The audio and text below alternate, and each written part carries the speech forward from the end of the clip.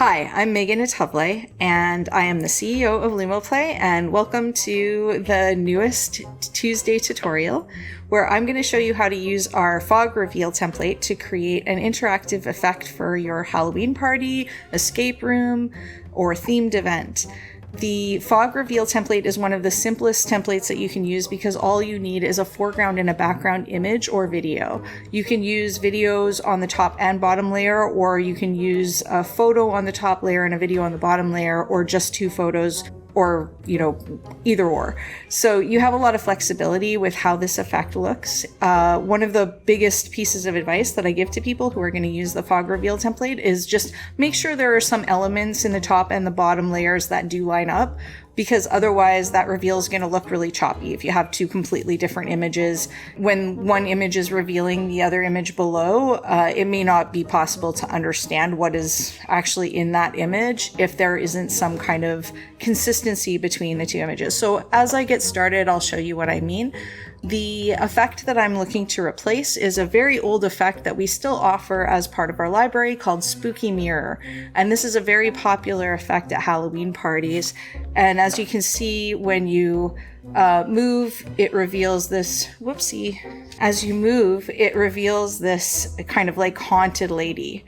So this is a nice creepy effect, but there's some things about this effect, it's about 10 years old, that I think could use some improvement, and the new template will allow us to do that. One of the things I want to be able to do is just use some of this external space. As you can see, there's no interaction happening out here. It just happens in the middle, which seems like a waste of screen space to me. And it's also doesn't incorporate video, so it's cute. It's definitely kind of creepy, but it could be significantly creepier and also updated to support a higher resolution.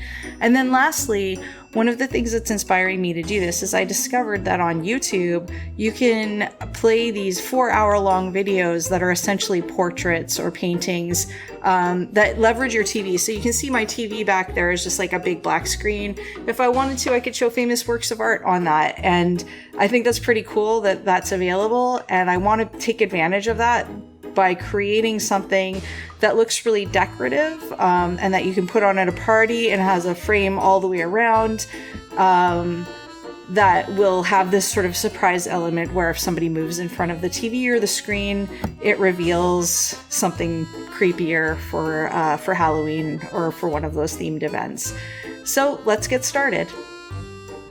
So the first thing I'm going to do is go to my go-to stock site and look for a photo frame. I am going to start by looking for a vector of an antique picture frame and see if I can find something that looks like it would appear in a haunted house or a mansion.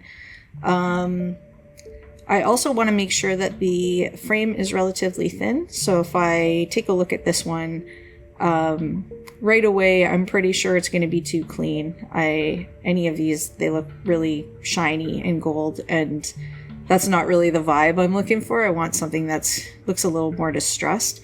And also, these frames, although they're vector, so it should be pretty easy to resize them, they're pretty thick. And I think I want the frame to take up as little screen space as possible, because that's going to be the one element that does not change when the reveal effect is triggered. I'm not really seeing what I'm looking for in vector here, so I think I'm going to take a quick search over for something that is a photo. So we'll do a search instead for something that is not a vector image, and see if we can find something that looks more realistic. So old picture frame is going to give me a lot of really clean looking images, but if I switch this from vector to photo, I think that I'm going to find something that looks a little, oh yeah, these look a little bit more like they've seen some things. That's what we want. We want a photo frame that looks like it knows why it's haunted. So yeah, these are pretty good. I don't really want golden. I'd like distressed wood. I think that would be ideal. This one looks pretty nice, but I think it's like a little too, there's too much shine on it. So yeah, keep looking here. I'm sure I'll find the perfect one. I'll know when I see it. None of these looks haunted enough. Oh, this one. Oh, I love the little plaque underneath it. That's something that I can play with. I love this one. Now, again, the wood is a little bit too thick and the image area is a little bit too small for what I'm trying to do, but I can definitely stretch this out. So this is the one we're going to go with. I'm going to download it at the largest size. That's going to give me the highest resolution to play around with before I shrink it down to the actual screen size. So we'll take a look at this as soon as I get it downloaded. So here we are. We've opened the image in Photoshop and it's looking pretty good. I think I'm happy with how we're getting started with this. I know what size I want my image to be, but for starters, I just want to make the image the correct aspect ratio. So we're gonna go for 1920 by 1080, which is the size of most of the screens that people are using. And then I'm going to copy just the photo frame part of this and paste it into the new document that is at the size that I want it to be. Now it's going to be huge because I downloaded this at the highest resolution, but I'll be able to resize it. Great, so I've selected the correct layer. I'm going to copy this. I think I copied some kind of dot before. I don't know how I made that. So I'm gonna copy this and paste it in here. And like I said, it's very, very big. So we're gonna just scale that down. Make sure that it is, basically we're just gonna make it as wide as it needs to be for starters. And yeah, now I wanna scale it down until the frame is as thin as I want it to be. And then we'll use a combination of generative fill and some other tools to expand on this. I'm just going to fast forward this part of the video because this isn't a Photoshop tutorial, but basically all I'm doing here is selecting the corners and putting them into place, and then using a combination of generative fill, which is a tool that Adobe now includes in the newer versions, where it's content aware, so it looks at the content that you're trying to fill. And I'm also copying and pasting and using the heal tool to fill in the gaps and make the frame fit the entire circumference of this image. So once the frame is the size that I want it to be, I just take a wide shot of it, take a look at it, make sure that I'm cleaning up any areas that are drawing my eye, because I definitely don't want the frame to be the focal point in this experience. So just like cleaning up some of the background, if there's stuff that shouldn't be there, just deleting it. And as you can see, the frame itself is on a transparent layer, and then I've just got black in the background, and I'm going to keep the black in the background because that way if there are any gaps around the edges, they're not going to be noticeable. So now that the frame is done, it's time to move on to finding the characters that are going to be in this picture frame. We'll do a quick search for a creepy family portrait, see what we can find. Yeah, this is what I was expecting. It's either like broken baby dolls or like AI generated weirdness, like this kid on a computer with zombies around him. We got some Halloween family photos. I don't know what's going on with that wolf and the baby clown heads. I think this is just probably going to be the wrong direction. There's so much AI art on stock sites now, and it's made everything crappy. So if we're going to have to use AI anyways, I think what I'm going to do is I'm going to just go into ChatGPT and give it a prompt and come up with what I want. But before I do that, I think it's worth checking Creative Commons and seeing if there's any antique photos, actual photos that I can use that have an interesting story behind them, because that would be kind of cool. So I'm going to go onto one of the Creative Commons search sites and do a quick search to see if I can find anything that is going to be suitable for what I'm trying to make here. So here we are. I'm searching for on Openverse for antique family photos. I think the Earl of Arundel and Alethea Talbot is an interesting take on all of this. I think she might be a fun person to make an effect for, but the problem is that I don't see the story behind her. I mean, like, all I really know about her is she had a lot of kids. So I don't know how I would work that in. And also it's pretty obscure. Like, I don't think anybody's going to recognize it. Looking at, you know, doing a few different searches here. I don't think any of these images are going to look really good on that frame. I'm kind of hoping for something that's a little bit more colorful because I want this to be very eye-catching and in the background. And like, although some of these tin plates are definitely creepy and I think I could work with them, I don't think they're really going to be good as a decor item. So instead of using DALL-E and ChatGPT, I'm going to try giving Adobe's generative fill an attempt, because I find that everything that Adobe generates is pretty haunting. Now, I mean, we've got Pink Snout Lady and Potato Head Lady and like this guy in the corner. And if you look at my prompt, the prompt is antique portrait of husband and wife. So I don't know why it keeps adding all these extra people. I don't know if there's any way to get it to just give me a couple. I'd like to have a haunted couple, but like a wholesome haunted couple. You know, two people that they're haunting together. They're still hanging out in the afterlife. I don't know if I'm going to be able to get Photoshop to create that for me. So let's delete this layer. Let's try again. Here is another prompt, I guess. I'll try something maybe more precise.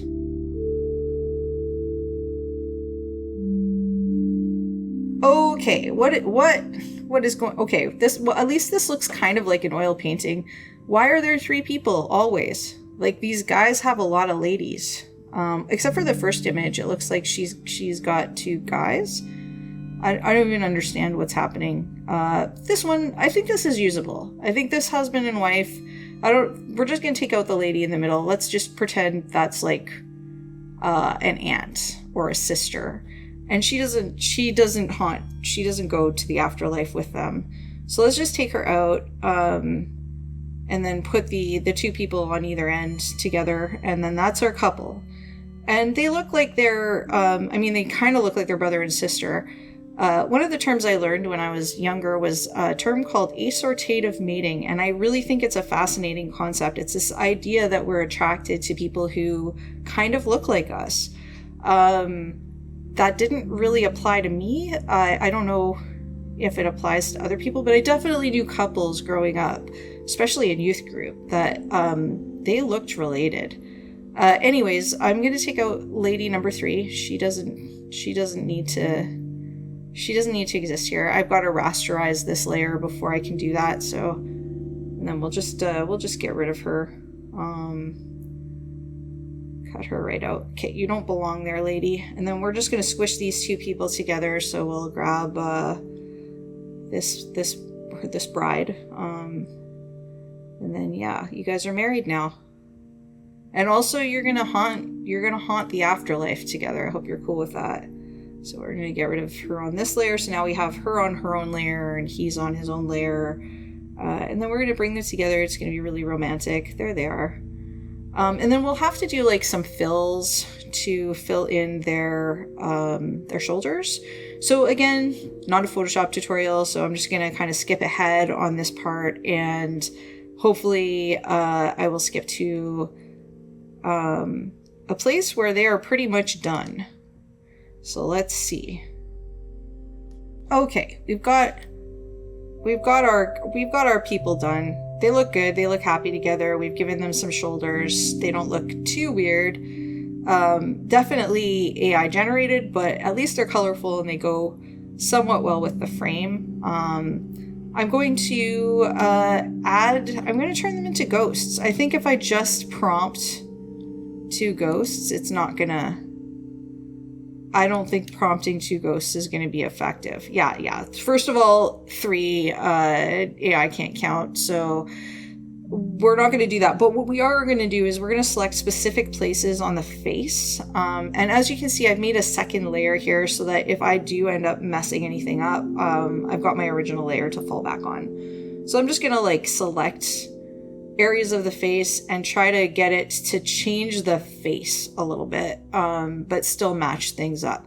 I'm going to speed this part up and just show you the results. But basically what I'm going to try and do here is I'm just going to like try and turn their faces into skulls and add some bones and then play around with the colors so that the contrast of their haunt picture, the contrast of them as ghosts, is very creepy, but still matches up with the foreground elements, so that no matter what part of the image is revealed, the image itself, the overall image, will still make sense. So let's skip ahead. I'm just gonna fast forward this and we'll get to a place where we've got some really nice skeletons to look at. Okay, so I have a foreground and a background of my lovely couple, and they're in love. I'm going to just add that to the plaque so that it's very clear that they love each other. They're really happy together, and they're going to hang out after they die. So we could just like go in and change the text for the reveals so that there's just like a little, you know, it's the little things. Let's see how that, I don't think that fit in the plaque, what I chose. So this working file is something that I'm going to save because if I do end up making the experience and then I want to make some subtle changes, I will need all these layers as separate layers. Also, I'm going to take the background elements, so the background image where they're haunted, and import that into After Effects in just a little bit and make a creepy video loop. So I want to make sure that I have access to all of these elements in case I need them, particularly the frame. So we're going to just change this to Utterly Dead. I'm pretty sure, yeah, that's too big. That's too big. So they are in love. I guess till death. So maybe I'll just change it to, yeah, like sort of like a play on the till death do us part thing, but like they're still in love. They're doing good. They're happy. They're like, he looks at her and he's like, yeah, your face is rotted away, but we got like history together. We're good. And she's like, yeah, there's a big creepy AI generated bug on your head, but I'm still into you. So yeah, they're good. I think I'm happy with how this turned out. I think that the fact that everything still kind of lines up is going to make this effect look quite good when it's imported. I might do a couple more changes to the colors later on, but as of right now, I think I'm happy. I'm exporting both of these images as a PNG at the total resolution of the screen that I plan to use. So yeah, once this is done, I'm just going to import everything into After Effects, add a few quick video effects to it, and make it glitchy. So let's take a look at that process now that I have saved both of these elements. All right, let's get Adobe After Effects open here. It takes a little while to launch. I'm doing all of this on my Mac, by the way, so you'll notice when the cursor has a white outline, it's because I'm working on software on my Mac.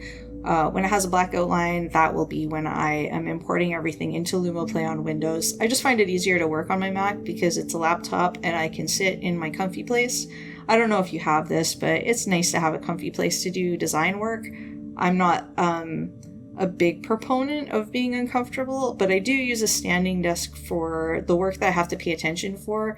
But when I want to get like down and comfortable and really focused on things, I really like to curl up in a corner with a big old gravity blanket and let myself relax and ignore the world. Anyways, After Effects is starting now. It takes forever, and once I have it open, I'm basically just going to use a displacement map, take a look at a couple YouTube tutorials to figure out the best way to do a glitch experience or a glitch effect, and output a very quick sort of 15-second-ish, 30-second-ish loop of that background image. So let's start by importing all of the elements that I need. So I'm going to import some files. I'm going to fast forward through this part as well because I think that while I'd be happy to do a video on preparing graphics, I think it's very specific to the effect that you want to make. So if there's something that you want to make and you're not entirely sure how to do it, feel free to leave a comment below. Also, this is a good time to mention that we're a really small company and I am doing my best to create tutorials so that people feel a little bit more comfortable with making their own experiences. But if we don't get views, then that doesn't sort of help us reach our goal of getting more people to make more weird stuff. So as you can see, this is a glitch effect in After Effects tutorial. It's only about 5 minutes long. This guy's got like almost 32,000 subscribers. We'd really like to get to like 10,000. Our goals are pretty realistic. We're just shy of 3,500 right now. So if there's anything that you can do to share our videos, if you make something, please share it and tag us in it. We'll promote it for you. This works both ways, but yeah, like, subscribe, share, you know the drill. Anyways, back to the video. I have added a displacement and noise. I'm going to add some noise and grain and turbulent displacement to this experience. I'm not actually following the tutorial that I just watched. I'm going to do something a little bit different because that glitch effect was a little bit too harsh. What I want to do is I want to create something that's very subtle, so that when you reveal the background, you don't necessarily realize that it's changing right away until you see the color change. So one of the things that I've got to do is I've got to put that frame image over top of the video. I could just mask it out so the effect is only affecting the people, but I run the risk of not masking it identically to the frame. So I'm just going to open my working file in Photoshop and grab that frame image. And I'm also going to grab the people and have a layer of the people so that I have a slightly different effect on the people and on the background. So the background looks a little bit more subtle, but the people have like a couple of extra little loopy effects on them.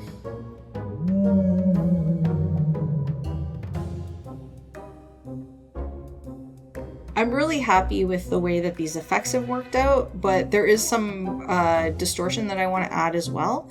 So I'm using the liquefy effect just on the layer with the faces to kind of morph what's going on their faces a little bit over time. Now this is going to be very subtle, but it'll have sort of like a hallucinogenic kind of effect. If you watch it play out, you can see that their faces are slowly starting to morph. And I find that making people's eyes, distorting the eyes, is one of the best ways to make people feel really uncomfortable.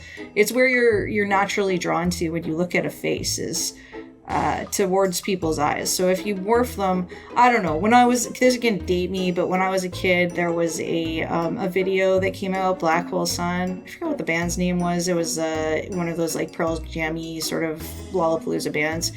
And it was one of the first examples of face morph software.